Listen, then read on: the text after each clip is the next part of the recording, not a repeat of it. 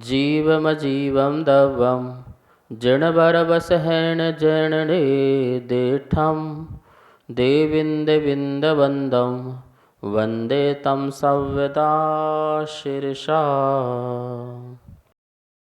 द्रव्य संग्रह परम मांगलिक ग्रंथ है। आचार्य नेमिचंद भगवान द्वारा यह लिखा गया है। 58 इसमें गाथाएं हैं।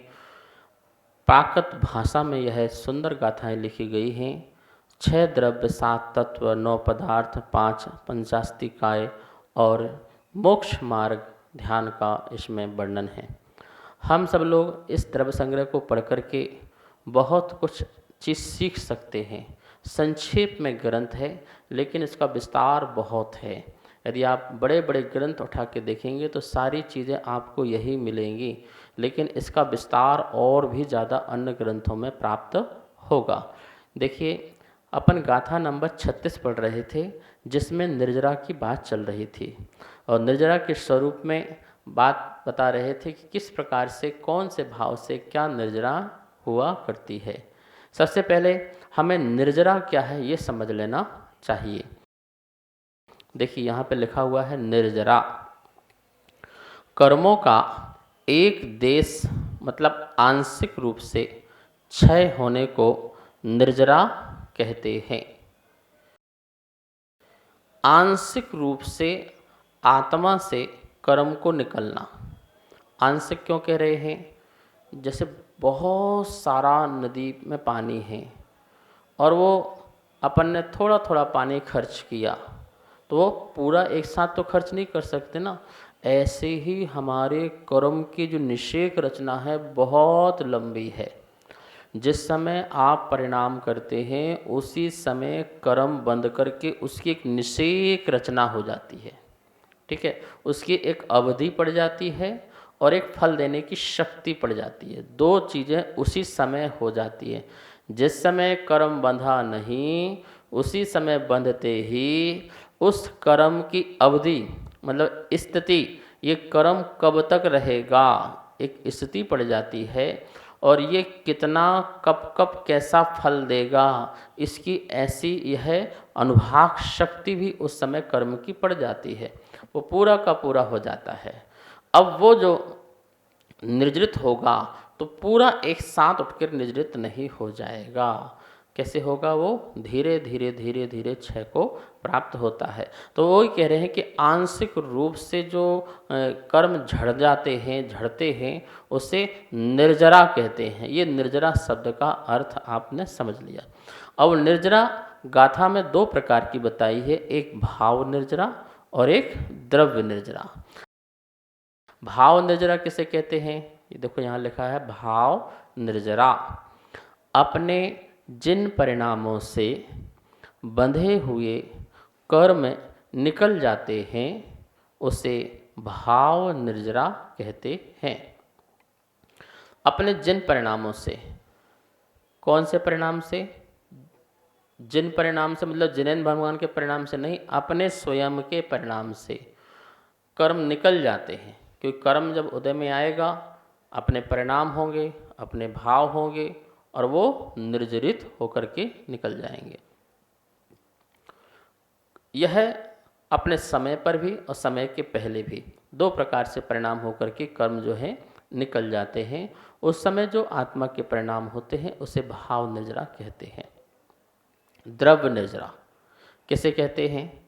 देखो यहाँ लिखा है बंधे हुए कर्म का एक देश निर्जरित होते हैं उसे द्रव्य निर्जरा कहते हैं।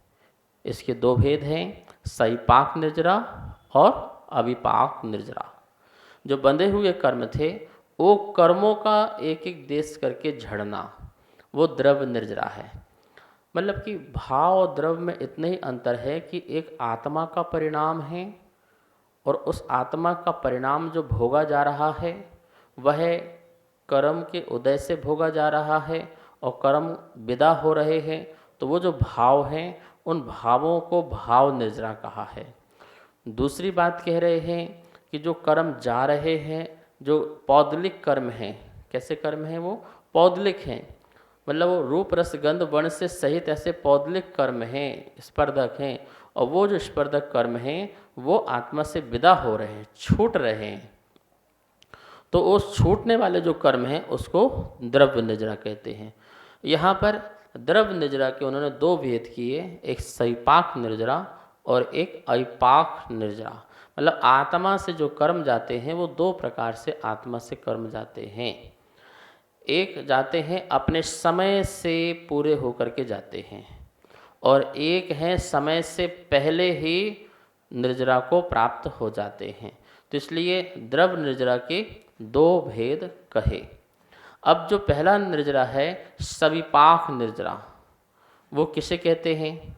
तो यहाँ लिखा है सविपाक निर्जरा अपना काल पूर्ण होने पर और अनुभव रूपी उदयावली के स्रोत में प्रवेश लेने पर ऐसे शुभाशुभ कर्म फल देकर अंशतः जो कर्म निकल जाते हैं उसे सविपाक निर्जरा कहते हैं।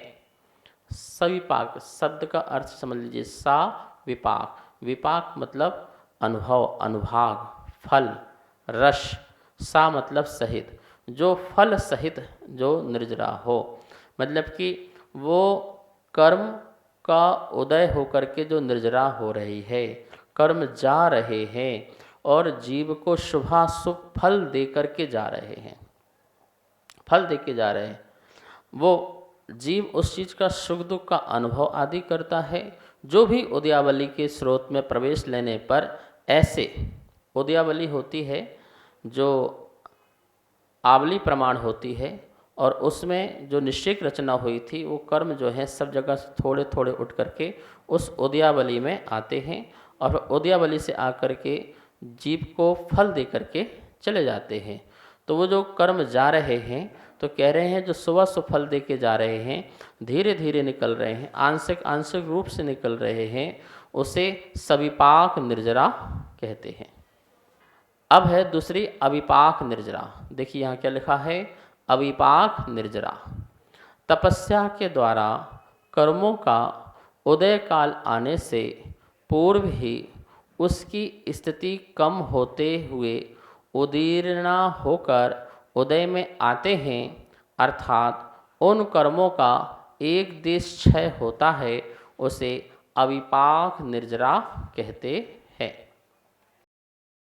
तपस्या के द्वारा उदय काल आया कर्म का, और उदय काल कैसा आया, उसका उदीर्णा करके उदय काल लाया गया। उदीर्णा समझ में आता है, जो उदय के आए उसके पहले, मतलब जो क्रम से उदय में आ रहे थे वो नहीं, पीछे पीछे के कर्म को भी पहले ला करके उसको भोग लेना, पहले कर्म को लाके भोग लेना, शीघ्रता से कर्म को लाना और भोग लेना, लाना और भोग लेना, ठीक है, साम भाव से भोग लेना, वो अविपाक निर्जरा है। समता भाव जरूर होगा। जैसे कि तपस्या कर रहे हैं, अब तपस्या कर रहे हैं तो बहुत सारे परिश्रमों को जीत रहे हैं, भूख प्यास शीत उष्ण को जीत रहे हैं, और उसमें साम भाव है, तो क्या हुआ, कर्मों को फटाफट स्पीड से उसे लाया जा रहा है, और ला करके उसे क्षय किया जा रहा है, उसे नष्ट किया जा रहा है। तो ये कौन सी कहलाएगी, ये अविपाक निर्जरा कहलाएगी। और उससे भी एक एक देश क्या है, कर्म झड़ रहे हैं ना, कर्म उससे भी जा रहे हैं, ऐसे नहीं कि कर्म पूरे चले जा रहे हैं, हाँ उसमें भी एक एक देश करके जा रहे हैं, लेकिन शीघ्रता से जा रहे हैं। कैसे जा रहे हैं, शीघ्रता से जा रहे हैं। और जो कर्म बहुत लंबे लंबे स्थिति वाले थे या अनुभाग शक्ति वाले थे, उन अनुभाग शक्ति को कम करके, स्थिति को कम करके उदय में ला करके उसे खिराया जा रहा है, उदीर्णा करके उदय में लाया जा रहा है, ये अविपाक निर्जरा होती है। इसी अविपाक निर्जरा में आप दो प्रकार की निर्जरा और समझें, जैसे सकाम निर्जरा और अकाम निर्जरा कहा जाता है। आपने नाम सुने होंगे शास्त्र में, सकाम निर्जरा और अकाम निर्जरा, ये इसे अविपाक निर्जरा के अंतर्गत ही लेना। सकाम निर्जरा कहलाई जाती है जो तपस्या करके की जाती है, लेकिन भावपूर्वक की जाती है, तपस्या भावपूर्वक की जाती है, तो उससे कर्म की जो निद्रा होती है वो सकाम निद्रा। मतलब कि वो काम की निजरा है कि आम जैसे है, आम अपने समय में पकेगा, लेकिन उसको पहले ही पका दिया जाए और फल को भोग लिया जाए, वो सकाम निर्जरा है, वो काम की निर्जरा है, तपस्या के द्वारा जो निर्जरा की जाती है, भावों से जो की जाती है।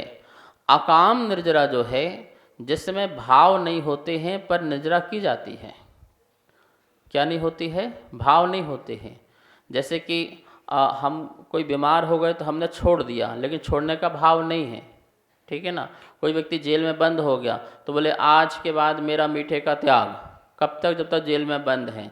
क्यों? क्योंकि मीठा मिलना नहीं है, इसलिए मीठे का त्याग। किसी को शुगर की बीमारी हो गई है, मीठे का त्याग, ठीक है ना। किसी को हार्ट की बीमारी है, घी का त्याग, तो उसने त्याग कर दिया। बोले क्यों? क्योंकि मिलना भी नहीं है, खाना भी नहीं है, बीमार रहेंगे, इसलिए त्याग। तो इच्छा नहीं है लेकिन त्याग किया, त्याग किया, लेकिन उस त्याग का फल उसको मिलेगा, उससे भी अविपाक निजरा होगी और उसके बल से उसे संसार के जो सुख मिलने वो मिलेंगे, लेकिन वो नहीं मिलेंगे जो सकाम निजरा वाले को मिलने थे। सकाम निजरा वाला तो वैमानिक आदि देवों में उत्पन्न होगा। सकाम निजरा वाला उसी भाव से मोक्ष भी जा सकता है, लेकिन अकाम निजरा वाला उस भाव से मोक्ष जाएगा भी नहीं, और यदि उसे फल की प्राप्ति होगी तो भवनवासी, वैंतर और ज्योतिष इनमें जाकर के जन्म ले लेगा। यदि वो मरण करता है अकाम निजरा से तो नियम से भवनत्रिक में जन्म लेगा, और सकाम निजरा वाला यदि मरण करता है तो वह वैमानिक देवों में उसका जन्म होगा। तो देखा आपने सकाम निजरा कितने काम की निजरा है। अच्छा पद मिलना और मोक्ष मार्ग भी मिलना, परंपरा से मोक्ष मार्ग मिलना, या फिर उसी भाव से यदि सकाम निजरा करता है जीव, तपस्या द्वारा कर्मों की निजरा करता है, तो उसी भाव से मोक्ष को भी प्राप्त हो सकता है। ऐसी सकाम निर्जरा। तो अविपाक निर्जरा, अविपाक, विपाक रहित निर्जरा। विपाक रहित मतलब अनुभाग रहित निर्जरा। अनुभाग रहित निर्जरा मतलब जैसा अनुभाग प्राप्त होना था, जीव को चतुष्स्थानीय कर्म फल भोगना था, लेकिन वो द्विस्थानी आदि होकर के कर्म फल भोग करके कर्म की निर्जरा हो जाए, वो अविपाक निर्जरा है। कहाँ तो उसे बड़े बड़े वज्र जैसे कर्मों का उदय आना था, लेकिन तपस्या के माध्यम से वो कर्म ढीले पड़ गए, उनकी फल देने की शक्ति जो है ढीली पड़ गई, और समय से पहले भी उसको ला करके खिरा करके क्षय कर दिया, क्रम से निर्जरित कर दिया आंशिक आंशिक रूप से, तो उसे कहते हैं अविपाक निर्जरा कहते हैं, ठीक है ना। और ये अविपाक निर्जरा जो है नियम से तप से होती है, तप से होती है। अब एक तप जो है एक इच्छा पूर्वक है, अनिच्छा पूर्वक है, दोनों प्रकार से है। जो इच्छाओं का निरोध करके करता है वो सकाम निर्जरा अविपाक निर्जरा है, और जो निर्जरा इच्छाओं का दमन तो करा है लेकिन इच्छाएं अंदर हैं, ठीक है ना, लेकिन त्याग भी है, तो वो अकाम निर्जरा। वह अकाम निर्जरा जो है मोक्ष मार्ग में कारण नहीं बनती है, आत्म कल्याण में कारण नहीं बनती है, इस बात का ध्यान रखना। अब कौन सी निर्जरा करना है अपन को, सकाम की अकाम, ये देख लेना। यहाँ पर जो बताया है तवेण गाथा में, तवेण तप के द्वारा जो निजरा होती है, तो हमें तप भी समझ लेना चाहिए कि तप कहते किसे हैं, क्या है तप, क्या कहलाता है तप। ऐसा तो नहीं कि हमने तप कुछ और कुछ ही समझ लिया हो, एक तरफा ही हमारा तप चल रहा हो, हमारा कुछ काम भी नहीं हो रहा हो, तो तप को समझते हैं आज। देखो यहाँ लिखा है तप, इच्छा का निरोध करने रोकने को तप कहते हैं। तप दो प्रकार का है, बहिरंग तप और अंतरंग तप। इच्छा का निरोध सबसे बड़ा तप है। 5 इंद्रियां हैं और एक मन है। ये इंद्रियों की तृप्ति करना तप नहीं है। इंद्रियां के जो विषय हैं उन विषयों को पूर्ति नहीं करना और उसमें राग द्वेष के परिणाम भी नहीं होने देना, इसका नाम जो है तप है।